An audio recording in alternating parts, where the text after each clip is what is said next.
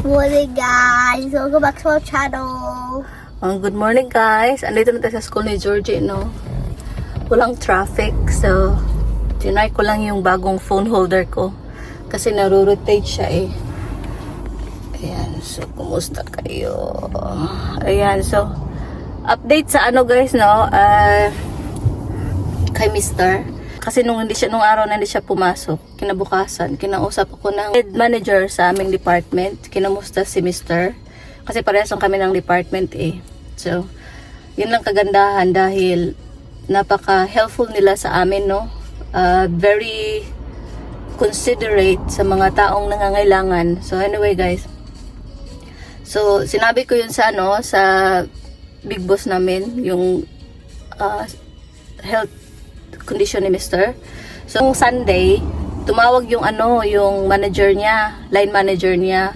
Kinamusta siya ulit. So, ayun, nung pumasok siya ng Monday, hindi na siya nag-drive. Binigyan siya ng temporary, tawag nito, temporary job na no heavy lifting. Ayan, thankful kami, no? Kasi matulungin talaga nila. Tapos, kagahapon, miniting siya ng ng line manager niya ulit. So, sabi ng line manager niya, you have to change your hours. You have to come early kasi dapat yung schedule ni Mr. is 6 till 10. So now, he has to work 4 to 8. 4 hours only. Which is good kasi for me, I prefer him not to work. But he's not on his retirement yet. But he's not ready for retirement yet. Ayaw niya ibigay sa akin lahat ng pressure yung mga bayarin. So gusto niya akong tulungan kahit papano kasi sabi nga niya 4 to 500 pounds laking tulong na din. Kasi guys, working part-time here at short days lang, like 3 days a week and short time hours, mga sasahurin mo mga 4 to 5, mga ganun lang. Tapos, at least hindi na siya magbabayad ng tax. So anyway guys, yung new schedule ni Mr. is 4 to 8 for 8 weeks until makuha namin yung CT scan result. Tapos habang naghihintay pala ng CT scan result, bibigyan siya ng yung company namin mag-provide ng help para ano ba tawag nun? Uy, nakalimutan. Anyway, ko na lang anong pangalan nun, ilagay ko na lang sa sa screen. Yun, i-provide ng company namin. So which is good. So wala talaga kami gagastusin, no? Ang na lang namin ito is change health diet kasi parehas kaming eat what you want, no? Which is not good. Lalo na pag nagkakaedad tayo, nandun na yung nagde-develop na yung mga sakit-sakit. Kahit sabihin mo, you look healthy, but inside, alam mo yun, apektuhan na pala dahil sa mga kinakain mo. So we try our best. We're trying to cut our carbs, sugar, but that's so hard, especially for him because he likes chocolate. So, ayan. Yung update natin, no, sa kalusugan ni Mr. Ayan guys, papasok na tayo, kasi tapos natin si Georgie. So, work.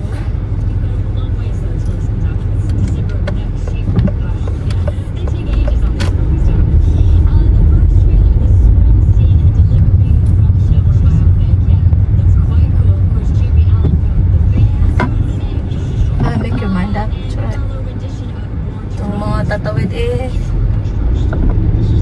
mag-desisyon agad-agad.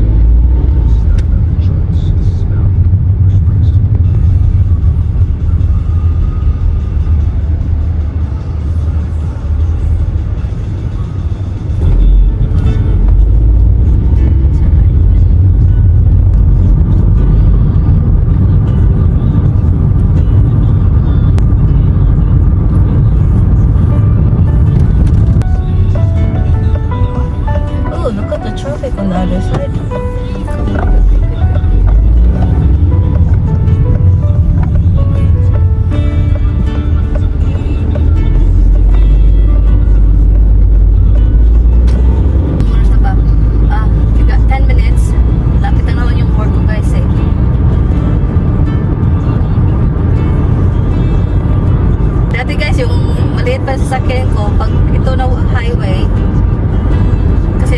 may araw, ay kahit ibaba ko ito, kasi silawan pa din ako kasi ang liit ko ba.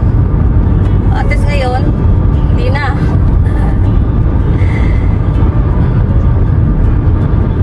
Kasi hirap mag-drive pag super silaw. Yung sunglass ko naman hindi. Parang hindi ako komportable pag sunglass pa. Masyado pag habang nagda-drive. Kasi gusto ko yung kitang-kita.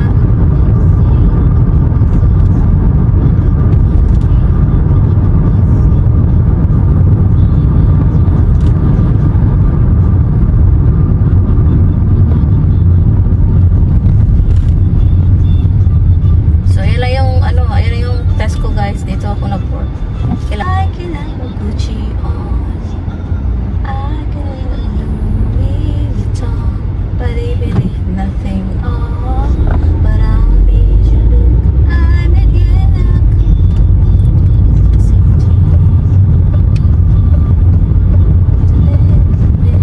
but even if nothing on, I made you look. I made you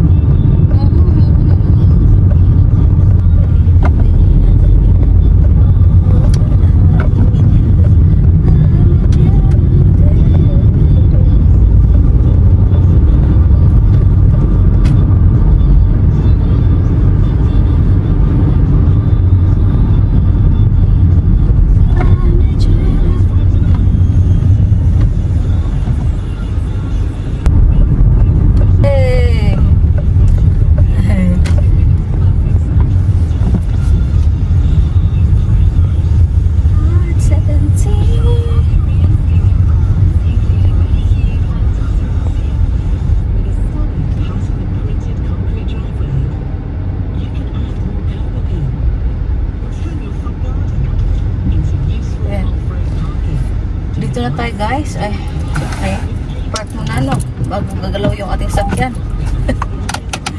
Dito na tayo guys. Suot ko lang yung aking fleece. And then, ready to work.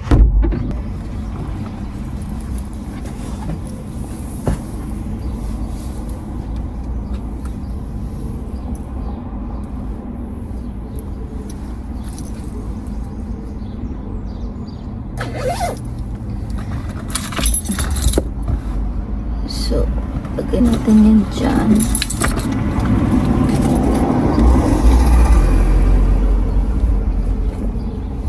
Ayan. So, kita-kits later. After natin maghanap buhay. Ayan guys, break time namin guys. Bumili ako ng tig-isang noodles namin dahil nung isang araw, dinanan ako ng pagkain ng aking katrabaho. Kaya, my turn, my treat. So, ayan guys, yung free stuff na pwede namin iuwi. So, ayan. O, diba? Nakakatipid na kami pang balot ng regalo. Grabing init guys. Ayan, tapos na tayo mag-duty, no? Hinubad ko yung uniform ko. Kasi super init talaga. Parang 40 degrees today. Super init. Bukas daw ang pinakamainit. Tapos, ayan o. Mayroon tayong freebies today. Ayan, marami tayong freebies today. So, kanina binidyoan ko yung area na yon. Doon nilalagay yung mga guys. Yung mga kulig shop. When it says kulig shop, yun? Free items for the staff.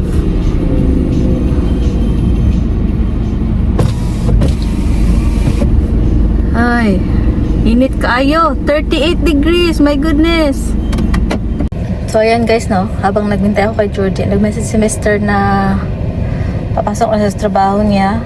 So, hindi kami magkikita. Pag nasa bahay kami, siya yun naman yung wala. So, on the way na siya sa trabaho niya, guys. I'm sure dito yung dadaan sa school ni Georgie. Kasi may roadworks doon sa, ibang road na dinadaanan namin. So, I'm sure dito yung dadaan para mag-hi lang. Malapit na siya. Ay, andyan yung ice cream van. Magpapabili ng ice cream yan si Georgie. Good timing. Nandito yung ice cream van. Naka-parking. Tama-tama. Bilan ko siya ng ice cream bago ko siya pick upin. Kasi may hahaba yung pila. Kasi super init talaga. Ano ba? Bilan natin ng ice cream si Georgie. Share lang kami. Kasi mag-drive tayo eh. Ayan si Mr. guys. Eh, kita nyo? Hello, I love you. Ayaw. Got to go, there's a car coming. Ano? Ganyan lang ano namin guys. Ano lang, saglit na pagkikita. Balik yan na balik yan. See you later. Yeah? Take it easy. Huh? Take it easy. Huh? Take it easy. Yeah? Yeah. Love you. The ice cream van there? So, ayan guys, nandito na tayo. Nasunod na si Georgie guys. Kinausap ako ng teacher niya na kasi another kid, ano na naman, sinakta na naman si Georgie. Kinausap ko na nag-i-emotional ako bang kausap ko yung teacher kasi masakit bilang bilang magulang, hindi mo nga sinasaktan yun eh, tapos sasaktan lang ng iba. Alam mo yon, alam kong normal lang sa bata na ganyan, may hindi pagkaintindihan, pero ito kasi guys, itong batang ito, lagi na itong nananakit kay Georgie since reception, Georgie, no? Yeah. Since reception. Kaya yun din ang sabi ko sa teacher niya, sabi ko, bakit laging si Georgie yung tinatarget? Sabi niya, no, hindi ito tinatarget kasi ginagawa din sa ibang bata. Pero sabi ko, hindi ito isang beses lang nangyari eh. Since nung reception, ginagawa na ng bata. Ano bang ginagawa ng magulang ng batang ito? Sabi ko ganun. Sabi ko, hindi kami masaya sa anumang nangyayari ngayon. Kailangan gawa ng action. Ay, ako na sakit ng dibdib ko. Nakakainis talaga. Kasi nga, tinuruan ko na nga lang na lumaban ba na be yourself, stand yourself. Tinuruan ko na nga paano lumaban. Alam mo kasi yung ibang bata dito nagmumura eh. Sensitive si Georgie, hindi to sanay na minumura eh. Kasi although yung tatay nito nagmumura, pero ako kasi hindi ako pala mura. Kumbaga, sa akin, ako kasi yung mura ko lang parang expression lang, pero hindi talaga yung lagapak na mga PI na sa atin. Tapos yung mga na dito, mga bad words na dito. So anyway, si Georgie hindi sanay sa ganun. Kaya every time na sinasabihan siya ng ganun, nasasaktan siya kasi very sensitive na bata ito eh. Lagpo to nilaway ko na. Very sensitive. Tapos sabi niya kanina, gusto man niyang lumaban, pero ang iniisip daw niya, baka kung lalabanan niya, baka daw magkaroon daw ng away. So, may tama din naman siya. Huwag na lang patulan. Pero laging ginagawa ng batang nakakainis talaga itong batang to. So anyway guys, ayan, nagra-rant lang ako. Sinishare ko lang. Hindi talaga maiwasan yung bullying sa school, Ayan, uwi muna tayo. So, copy guys, sa bahay na kami ni Georgie. Tapos kumain na rin siya ng dinner niya. So, ayan na po ang ating video for today, guys. Have a good night. And maraming salamat po sa nanood ng aming video. Oreos, can you save one for me, please? Yeah, finish your dinner first. Say bye-bye, vlog. But guys,